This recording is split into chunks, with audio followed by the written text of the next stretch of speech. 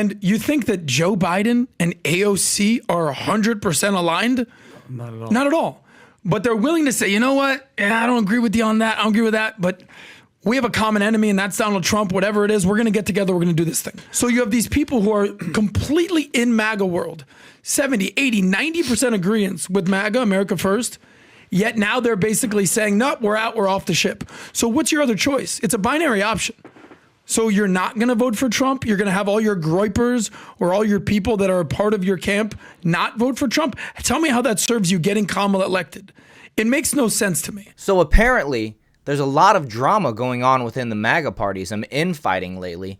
And I've seen a bit of it on X. It kind of started with Kyle Rittenhouse whenever he came out and publicly said that he wasn't going to vote for Trump, that he was going to vote for RFK, and then the next day apologized and said that people in the Trump campaign or whatever had reached out to him and that he's back on the Trump train. And then Tim Pool facetiously tweeted, or posted on X, I should say, that he was voting for RFK, got a ton of backlash. Accounts like Cat Turd and some of the other ones apparently responded harshly.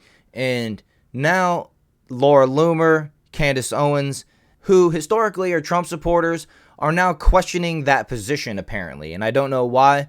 I see this video from Patrick Bet-David and the PBD podcast, and they explain it a lot better than I can. So let's go ahead and check it out, and then we'll come back and discuss a little bit. Far-right influencers turned against Trump campaign. Okay, this is leading to that story because this is the part where they have to be paying very close attention to. So influencers like Nick Fuentes, Laura Loomer, Candace Owens are turning against Donald Trump's campaign, accusing it of being too soft and veering away from hard right positions that energized his base in 2016. Fuentes claimed Trump's campaign was headed for a catastrophic loss, while Loomer criticized his weak surrogates, and Owens described the situation as a MAGA civil war. These influencers who previously boosted Trump's online presence are now threatening a digital war against the campaign unless it shifts further right. Fuentes has urged his followers to adopt guerrilla tactics, including mass appearances at Trump rallies and withholding their votes to pressure the campaign into stop pandering to independents. The backlash from far-right figures who have millions of followers highlight a new vulnerability in Trump's base as his campaign struggles with slumping poll numbers. Adam, your thoughts on this? Well, here's the problem and I've interviewed Nick Fuentes. We've obviously had Candace here. We can go down the list of people we've spoken to. And this kind of goes back to my previous point about you're never going to have an ideal candidate. You're never going to agree with somebody 100%. So we just saw the Reagan movie, right, with our friend Dennis Quaid. There was one quote that stuck out to me about the Reagan movie. And it was arguably one of Reagan's most powerful quote that people don't talk about. People talk about the quote, Mr. Gorbachev, tear down the wall. We all know that. And then, the scariest things you could ever hear are from, I'm the government, I'm coming to help. I'm here to help. But actually the most powerful thing that Ronald Reagan has ever said, and this is something that you should think about if you're trying to win elections, and it's the following. A person who agrees with you 80% of the time is a friend and ally, not a 20% traitor. Think about that for a second. 80% agreeance, they're your ally, they're your friend, they're not your enemy. And what happens is, whether it's the Candaces of the world, whether it's the Nick Fuentes in the world, they think that Donald Trump or the MAGA party, the America First Party, should do everything that they say because that's how they feel, that's what's going on. It doesn't work that way. And you think that Joe Biden and AOC are 100% aligned? Not at all. Not at all. But they're willing to say, you know what? Yeah, I don't agree with you on that. I don't agree with that. But we have a common enemy, and that's Donald Trump. Whatever it is, we're going to get together. We're going to do this thing. What happens is, when you're so tethered to your principles, and there's zero exception of what you'll make in between, there's no room for daylight. So you have Nick Fuentes, who has been one of Trump's biggest allies. Candace Owens, Trump's biggest allies. Who was the other person that you said? Laura Loomer. Laura Loomer, who I've met with, we spoke with. I hosted a debate with her against Dave Smith. I've never seen a more, in a positive way, delusional Donald Trump advocate. But by the way, she is very pro-Israel. That's a really good point that he just made right there. Just think about this LGBTQ people. They all vote Democrat, right? And that's the lesbians who only like women, and then the gays who only like men, have formed together and they're a union because they understand that their enemy, which their enemy shouldn't be Donald Trump, who was the first president in history to be pro-gay marriage whenever they announced their intentions to run for president, when they announced their campaign. And that should tell people like Candace Owens and Nick Fuentes that Donald Trump is not this far-right guy that's going to align with you, if Candace is even far-right. I mean, to the left she is, but that should tell these people that, look, Donald Trump is not this far-right crazy person. He was pro-gay marriage, the first person in history to be pro-gay marriage when they announced their candidacy. So that should tell them that, look, this guy's going to be more of a moderate. He's going to be more in the middle. And there's a lot of people that love Donald Trump before he ran on that Republican ticket. Like even The View just 10 years ago, they loved Donald Trump. They had him on. They were all hugging him, touching him, kissing on him, stuff like that. And it wasn't until he ran on the Republican ticket that these people turned on him. And so a lot of those people thought that he was a Democrat. I wouldn't be surprised if he didn't even contribute into some of these Democratic candidates' campaigns in the past. But my point is, Donald Trump is not this far-right crazy dude. He's going to be more in the middle. He wants everybody to love him. That's why he spent so much time catering to the left during his first 4 years. He was trying at every avenue to try to get these people to accept him, to understand that he's not against them. Even though his priority is pro-America, is America first, which I love that about him. And, you know, that allows me to look past some of the Democrat stuff, the Democratic views that he has. And with understanding that the Democrats cannot win this election. I mean, in my opinion, if Kamala Harris wins this election, we are taking a huge step into becoming communists, right? And that's a scary thought to me, but let's get back to this video. And she's critical that Trump isn't doing enough. And then Nick Fuentes and Candace, if you haven't seen her, not exactly pro-Israel these days. No. So you have these people who are completely in MAGA world, 70, 80, 90% agreeance with MAGA, America First. Yet now they're basically saying, no, we're out, we're off the ship. So what's your other choice? It's a binary option. So you're not going to vote for Trump? You're going to have all your groypers or all your people that are a part of your camp not vote for Trump? Tell me how that serves you getting Kamala elected. It makes no sense to me. So all you're going to do is fight an in-war, civil war within yourselves, and then just allow Kamala Harris to win the White House because you're not 100% aligned with Trump. I think is a horrible, short-sighted strategy. So, because I was going to ask you, when you were talking about earlier, Adam, about, you know, the Democrats and what they're doing, and Tom, we talked about their tactics. Pal, I want to ask you a question, and you, Tom. So the Republicans have what? Fox News and X, correct? Spaces, whatever. The Democrats have all mainstream legacy media: CNN, MSNBC, ABC, NBC, local news, Facebook, Instagram, TikTok, you name it. If you were Trump's campaign manager, because this is how the rules are set up. You're not going to change that, because the messaging, Adam, the reason that she's up is because she's everywhere. Every channel you see is Kamala. Fox, you see Trump, and Elon talk to him. What would you do as a campaign manager right now, PBD, to turn this whole thing around for Trump? Because obviously the numbers aren't lying. Influencers are turning. You know what I mean? He's only really out there in two spots, and Truth Social. What would be a tactic to get him out there more to kind of like quell that surge? So let's go through a couple things here. One, pull up Reuters report here, party affiliation among Muslims. Okay. So let's look at this here. Muslims on how they vote. Mm-hmm. Ready? 17% Republican, 21% no leaning, 62% Muslims are still going to vote for Democrats. Jeez. Okay? Yeah. So you look at this, and why are they going to vote for Democrats? Because Free Palestine, and you saw the 100,000 people in the streets, whatever the amount of people were. I don't want to say the number. I read 100,000, but it was a lot of people in the streets of Chicago, you know, protesting outside. By the way, in Milwaukee, nobody boarded up businesses. In Chicago, go look at how many businesses were boarding up their business just to say, we are doing it just in case riots, protesting take place. Okay. Yeah. So, and to clarify what he's talking about right there is the RNC was held in Milwaukee. The DNC has been held in Chicago currently. So guess what? When you look at that data with Muslims, what do you notice? You notice what? You notice a big percentage of them are not going to vote for Trump. Okay, tell me what Muslims coming out here right now trying to campaign for Trump. Who? I haven't seen. Who's going out there saying we're voting for Trump? Trust me, I've seen them. We have them in our company. Guys who are Muslims who will be voting for Trump. They're part of the 17%. But is that 62% moving dramatically? So what do you want Trump to do?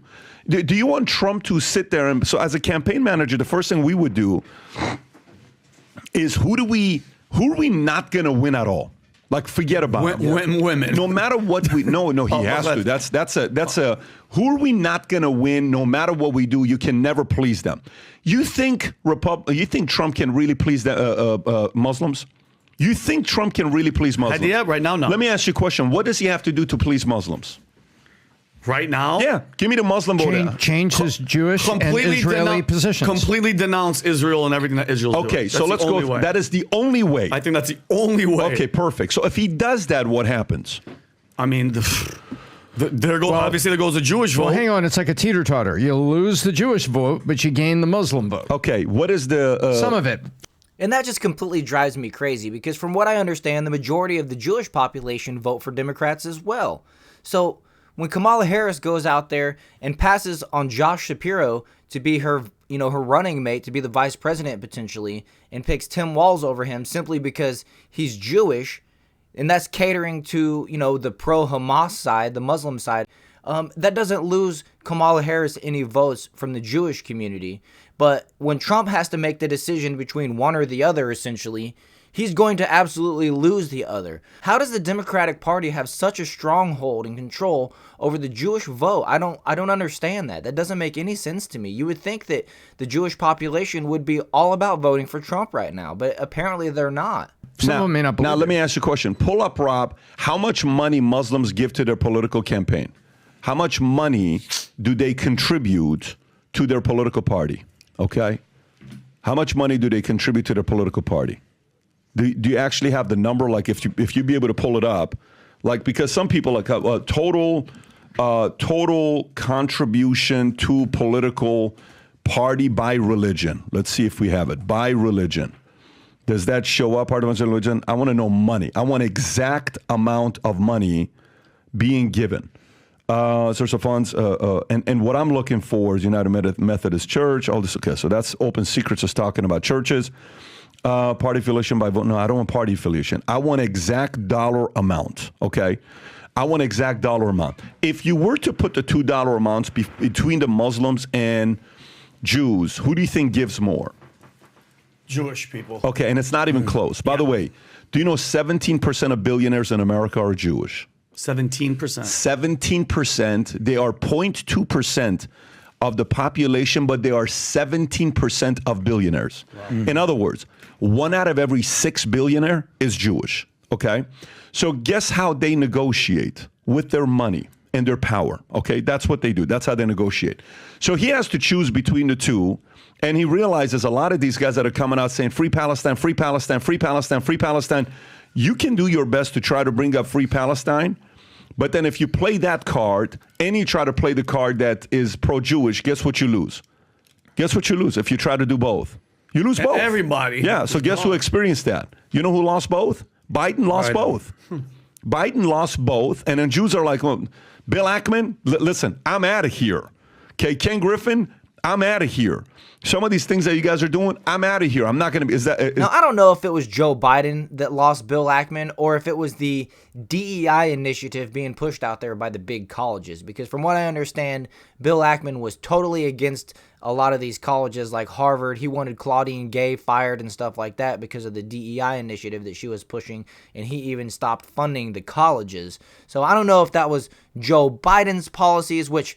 Of course, Joe Biden made Kamala Harris the vice president on a DEI pick. He even said he's going to pick a black woman to be his vice president before he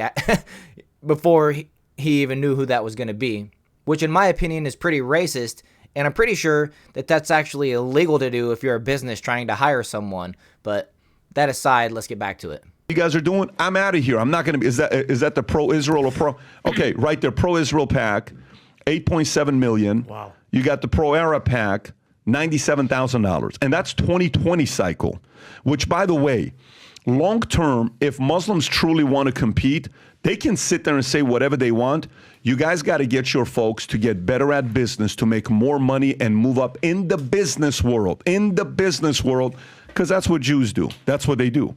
So now, that choice, hey, all the people that are free Palestine and they're, Muslims, you're not going to win them over. Okay? You are not going to win them over. Here on this side, you can't win them over. Some of them even that were former Democrats that are influencers that can come back and vote for you.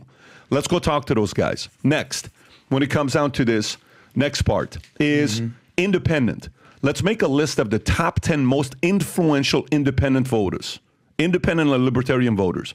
Who are the top 10 most influential independent and libertarian voters? Peter Thiel.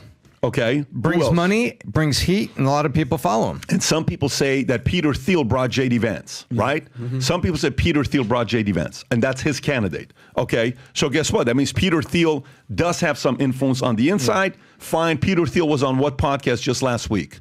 He was on Rogan. He was on Rogan last week. Rogan is at the top of the list of independents that you probably want to I disagree. I disagree. I think there's one person above Rogan. Who? Elon? No. It's not even that space. I think in this context, it's who they respond to. Like Rogan responds to RFK, not the other way around. Okay. I think they need to go get RFK. I think somehow, someway, you got to go get a powerful job to RFK and you got to recruit him over. Yeah, I agree. And whether that's going to happen or not, I don't know if it's going to happen. But if you go get an RFK, then who do you get? You go get the biggest crypto voice that's out there, whoever it is, and I'm talking massive crypto voice that you got to go get out there because that's a completely different political party.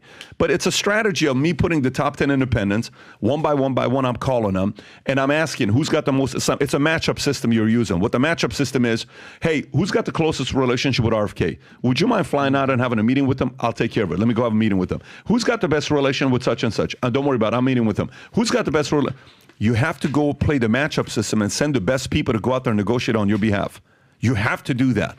And I don't know if it's happening right now. By the way, the chart that you showed up Vegas, Rob, go back to that chart that Adam was talking about all the way. Yeah, look at that. Kamala Harris, first place, presidential. Trump to the right.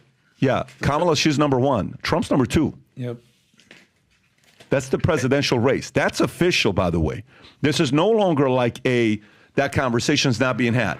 In regards to these influencers, the far-right influencers, Candace Owens, Nick Fuentes, Laura Loomer, Dan Bilzerian, who I had on, that even he cannot stand Israel. Like, to him, he thinks the world's a better place without Israel even being in existence. Like, his position was extreme. Well, let's just take Dan and Candace and kind of treat them separately because I don't know how aligned they are other than they certainly don't seem to be fans of Israel. So I have a lot more respect for Candace than I do Dan because this is somebody, whether you agree with her or not, has at least studied topics and is at least known for certain topics. Geopolitics, not exactly her forte. I would say she's better at domestic. Dan Bilzerian. It was nice of him to take time out of one of his orgies and gangbangs to weigh in on Gaza-Israel dynamics. I'm sure he's very well versed at this. You asked him at one point, hey, you read a lot? You read a lot of books? He's like, no, not at all. So my assumption is he's going completely irrational, emotional, and he's just parroting whatever somebody told him. So I don't really care what Dan Bilzerian has to say about anything. I mean, he's a poker player and amongst other things, apparently. But Patrick Bet-David had an excellent point there about RFK getting behind Donald Trump. And ironically, that is potentially going to happen. There's been word, and I'm going to make another video on this, so be on the lookout for it. RFK's running mate has came out and said that they might just get behind Trump. And I'm curious what y'all think. If RFK Jr. backs out of the presidential race this year and backs Donald Trump, will that actually help Trump? Will those votes go from RFK to Donald Trump, or do you think those votes will actually go to Kamala? But maybe those voters would actually go and vote for Trump because they don't like the way the DNC treated RFK when it came to the primaries in the Democratic Party. If it wasn't for Joe Biden holding out to the last moment and basically appointing Kamala Harris and then her making a few phone calls over the weekend and getting all the delegates to back her, RFK Jr. would most likely be the candidate running against Trump on the Democratic ticket. And so with that said, maybe those people that are still going to vote for him feel scorned and they hate the Democratic Party for doing that to him. So they would either not vote or go and vote for Trump because RFK Jr. has now backed Donald Trump. It'd be an interesting mix-up to the presidential race this year. Maybe it's an October surprise, but maybe not such a surprise since they're already talking about it. But I really enjoyed this conversation, the way they were able to break it down. And if people like Candace Owens and Laura Loomer keep pointing out every little imperfection in Trump and giving people who are voting for Trump or maybe on the fence a reason to not vote for him, it's going to be a net negative. And so they need to really just understand the game that's being played by the Democrats and back Trump and still call out his flaws, but maybe wait till he wins the election. I don't know. All I know is, like I said earlier, we really need Donald Trump to win this election to save America. And that's what I'll be doing, is voting for Donald Trump this year. And I hope you guys are too. And if you are, make sure to hit that like button and subscribe to the channel. And I'll see you guys in the next video.